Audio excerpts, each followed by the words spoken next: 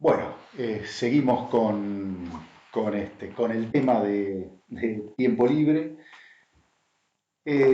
Más allá de todo este planteo o después de todo este planteo de Muné, vamos a ver cómo juegan algunos paradigmas respecto del tiempo libre y algunos aportes más. Hacia una civilización del ocio, Dumas lo escribió en 1962. ¿No? Pasaron casi 6 décadas. Estaba loco Dumas que planteaba o veía la posibilidad de una civilización del ocio.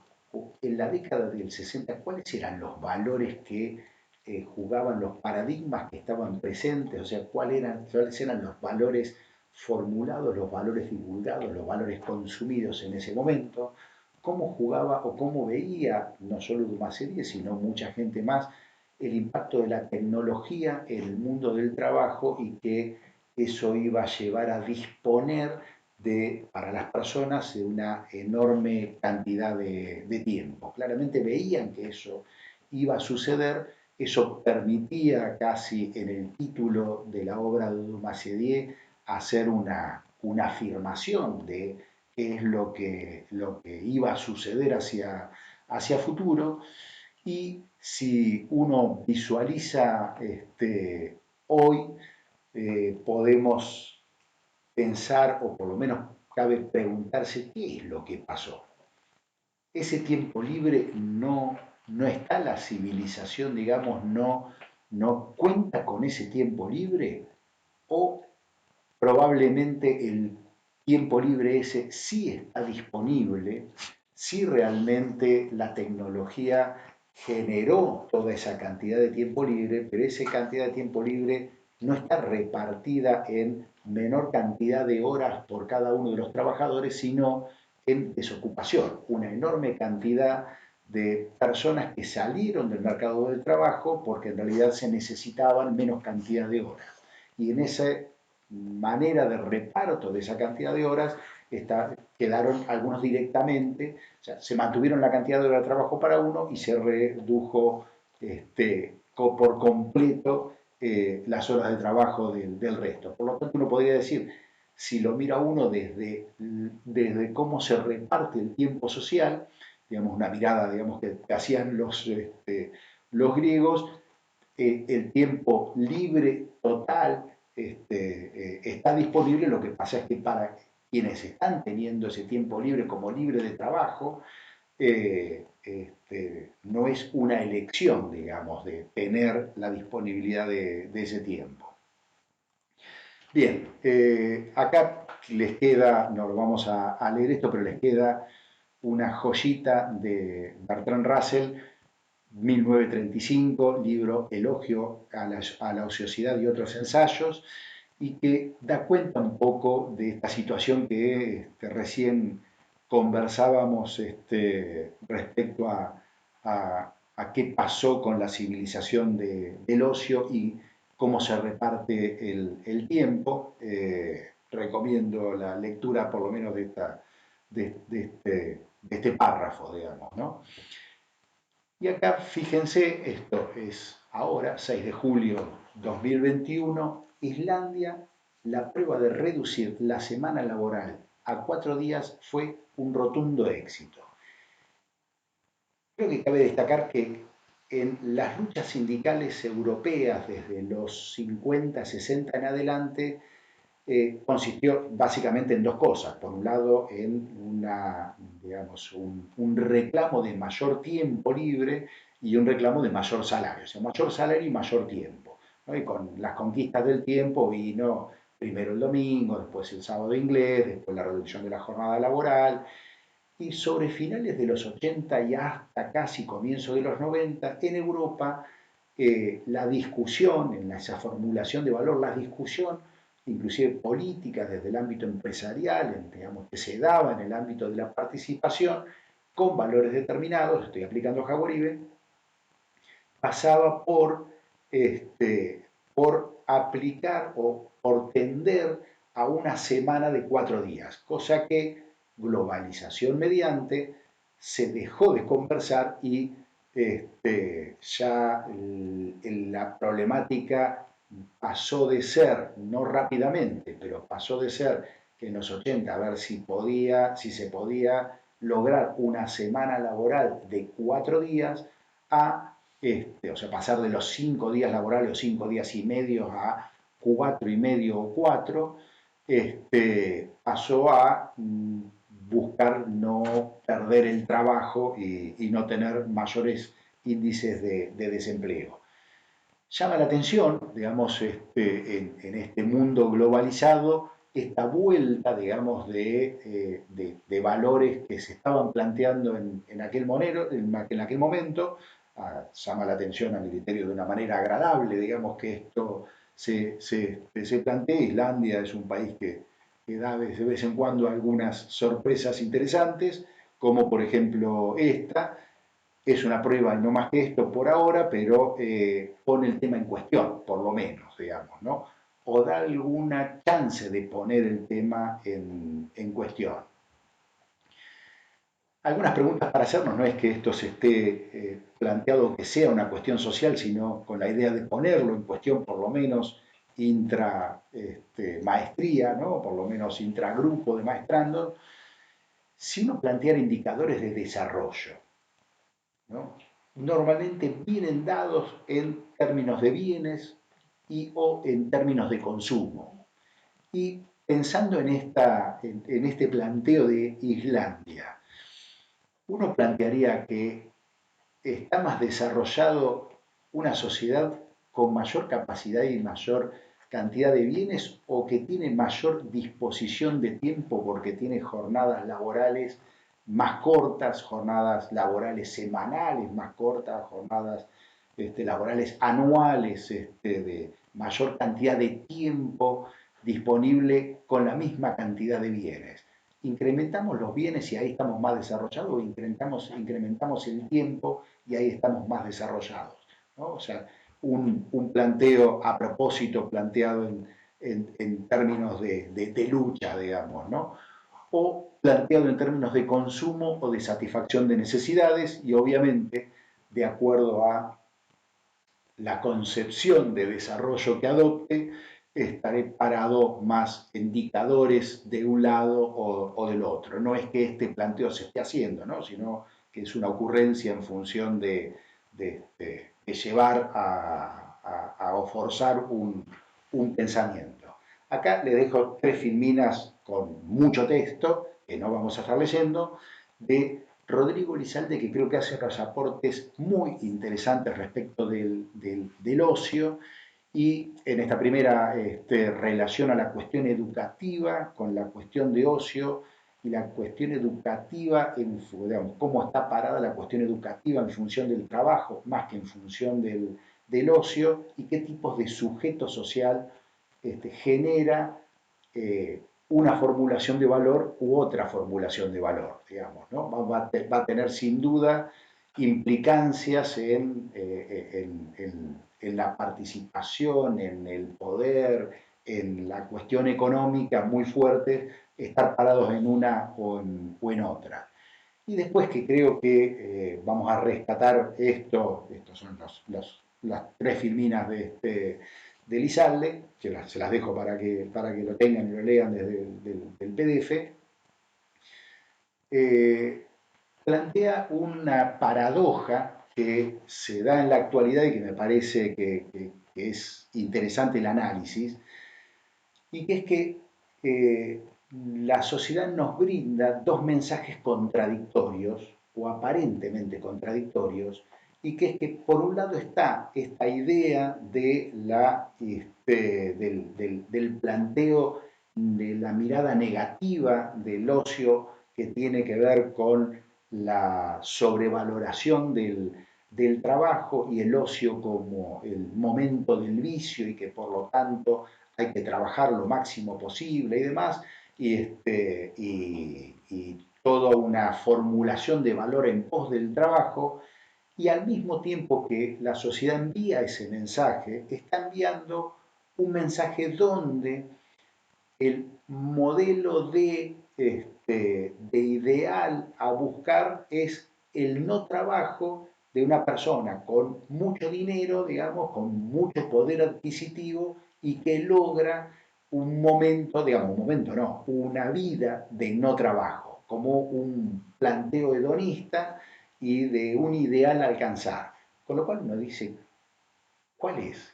¿Es esta donde me tengo que matar trabajando o es esta en la cual tengo que llegar a no trabajar y pasarla fenomenal en un yate en el Caribe, viviendo de fiesta en fiesta, película americana, digamos, símil película americana?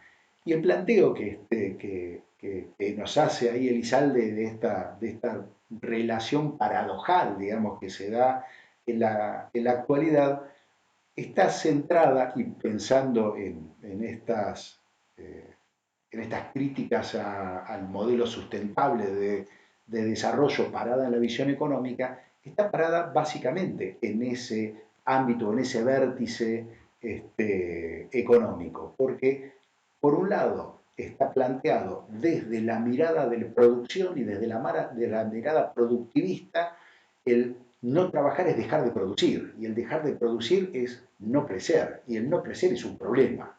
Por lo tanto, hay que seguir trabajando. Pero al mismo tiempo, estamos necesitando del consumo para toda esa producción.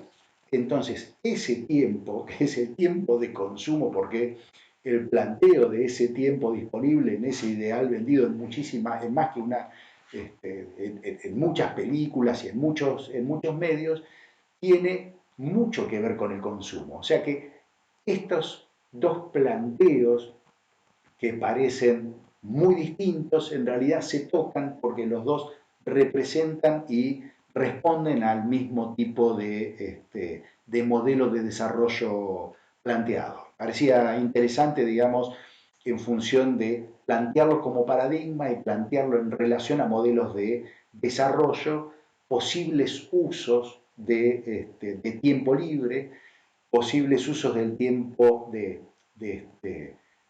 del tiempo libre individual y posibles usos de distribución de tiempo social para pensar o repensar la sociedad en términos, en distintos tipos de términos a los que normalmente por ahí a lo mejor estamos acostumbrados a que los medios nos lleguen.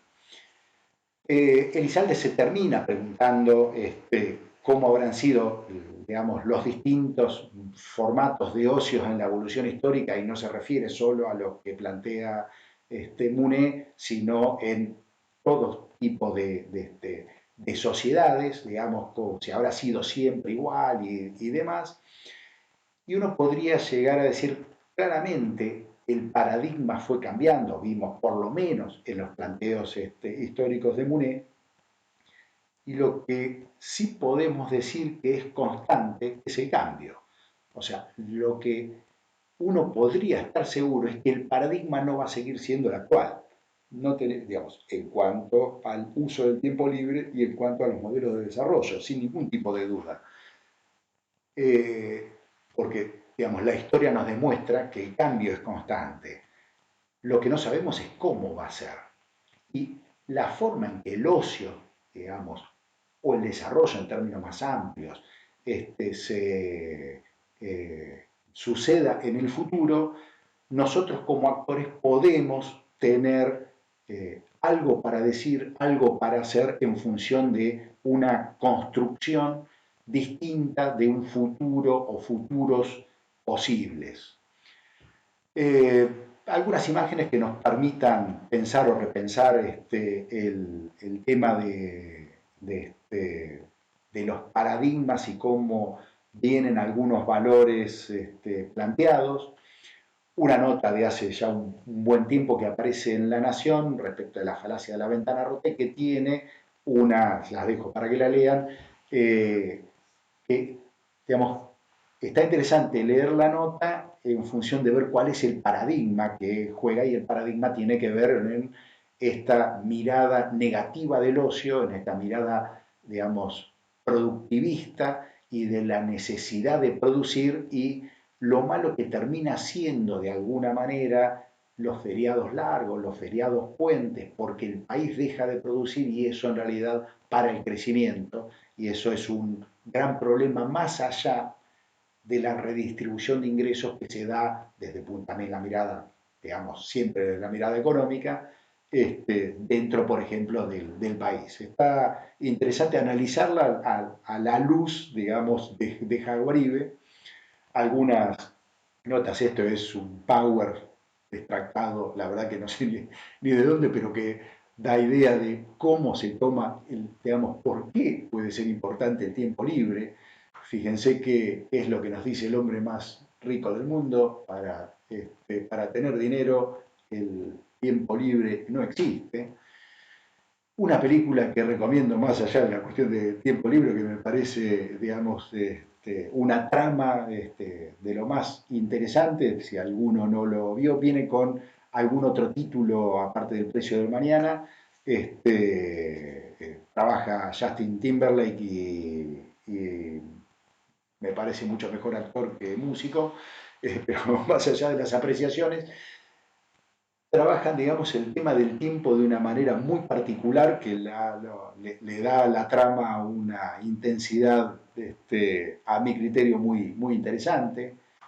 Hacer dinero en tu tiempo libre, nos dice Uber, un librito muy bueno de Jeremy Rifkin, Las guerras del tiempo, donde nos plantea que las guerras a lo largo de la historia de la humanidad no ha sido por los recursos, sino por la disponibilidad del tiempo.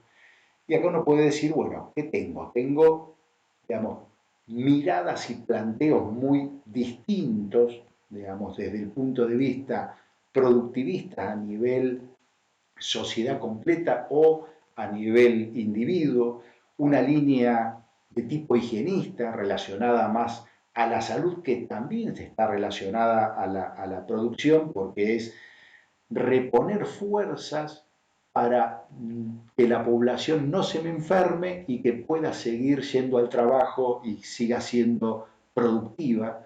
Una línea subjetivista, digamos, donde la mirada del tiempo libre está vivido, percibido y es algo individual en la cual nadie se puede meter, pero es el tiempo de consumo, ¿no? Y obviamente abordajes que se pueden hacer desde distintos puntos. Casi para terminar vamos a ver un videíto que creo que casi es hasta motivador. Es una compilación de una compilación. De una compilación yo terminé haciendo una reducción, respecto a algunos planteos de Pepe Mujica que a mí me parece que tienen que ver con tiempo libre y me parece muy interesante. Vamos al video. Lo que nos hace feliz está muy ligado a las emociones, a los sentidos y muy particularmente a los afectos. Y para cultivar los afectos hay que tener tiempo libre. Si multiplico mis necesidades materiales y tengo que vivir pagando cuentas porque mis necesidades materiales son infinitas, tengo que trabajar infinito para cubrir esas necesidades materiales. Y francamente no es negocio. Cuando tú compras algo, no te equivoques. El instrumento es la plata con la que tú estás comprando. Pero en realidad estás comprando con el tiempo de tu vida que tuviste que gastar para tener esa plata. O quiere decir que cuando tú gastas, en el fondo lo que estás gastando es tiempo de vida. Pero con esta diferencia, la única cosa que no se puede comprar es la vida. La vida se gasta. Y es miserable gastar la vida para perder libertad. O logras ser feliz con poco y liviano de equipaje, porque la felicidad está dentro tuyo, o no logras nada. Esto no es una apología de la pobreza, esto es una apología de la sobriedad. Lo que te planteo es la sobriedad para tener más tiempo, la mayor cantidad de tiempo posible, para vivir la vida de acuerdo a las cosas que a ti te motivan. Pero la naturaleza nos hizo animales conscientes. En parte a nuestra vida le podemos dar un rumbo. Si ustedes no le dan un rumbo deliberado, no se preocupen, el mercado se los va a dar y se van a pasar toda la vida pagando cuotas a fin de mes y soñando que progresan comprando nuevas cosas hasta que sean unos viejos inútiles. ¿Cuándo somos libres? Somos libres cuando hacemos algo que a nosotros nos gusta, sin perjudicar a otros. Mientras tenemos que hacer algo por una obligación, porque nos tenemos que ganar la vida, no somos libres. Ahora, ¿cuándo soy libre? En ese momento donde yo soy dueño de las decisiones que tomo. Me gusta pescar y me voy a pescar. O me gusta jugar al fútbol y me voy a jugar al fútbol. O me gusta jugar al truco con los amigos. O me gusta jugar con mi hijo. O me gusta verme con los viejos amigos. Eso que no es profesional, que no recibo nada. Es algo de mi decisión, de mí, es el ejercicio de mi libertad, porque yo elijo lo que hago. Me toca vivir una civilización que de hecho está difundiendo, dice que triunfar en la vida es ser rico. Y que el que no es rico fracasó. Yo discrepo de punta a punta. Para mí triunfar es sentirse feliz. Y eso poco tiene que ver con la plata, lo cual no equivale a decir que un hombre tirado en una cueva o abajo de una chapa de zinc sin comida, un hombre o una mujer puede ser feliz. Hay ciertos límites materiales que los seres humanos tenemos que cubrir con seguridad. Pero a partir de ahí, el confundir riqueza con felicidad, ese sí que se encuentra chino. Se puede caer y volverse a levantar, y siempre vale la pena volver a empezar una y mil veces mientras uno esté vivo. Ese es el mensaje más grande de la vida, que se puede resumir en esto: derrotados son los que dejan de luchar. Y dejar de luchar es dejar de soñar. Y si sos joven, tienes que saber esto: la vida se te escapa y se te va minuto a minuto, y no puedes ir al supermercado y comprar vida. Entonces lucha por vivirla, por darle contenido a la vida. La diferencia de la vida humana a las otras formas de vida es que tú le puedes dar hasta cierto punto una orientación a tu vida. Tú puedes, en términos relativos, ser autor del camino de tu propia vida. No eres como un vegetal que vive porque naciste. Después de haber nacido puedes dar un contenido, o no. Si tú quieres cambiar, no puedes seguir haciendo lo mismo. El mundo que tendremos será el que seamos capaces de lograr. Y los latinoamericanos tenemos que ser, por haber llegado tarde y de atrás, un reservorio de lo mejor de la civilización humana, un continente de paz, un continente de justicia, un continente de solidaridad, un continente donde es hermoso nacer y morir, un continente que le dice sí a la justicia, un continente sin odio, un continente sin venganza, un continente que dignifique la existencia del hombre arriba de la tierra como animal que cuida lo portentoso de la creación que ha significado este barco de vida que es el planeta. Denle en contenido la existencia. Probablemente Cuando seas viejo o vieja y el reumatismo y los dolores de los huesos te paralicen, una tarde te mires a un espejo y te hagas la pregunta: ¿habré traicionado al niño que llevaba adentro? Pero ya será tarde. Bien, espero que les haya gustado. A mí me parece muy interesante los planteos de Pepe respecto del tema, o la mirada respecto de valores determinados en lo que tiene que ver con lo individual y con lo social.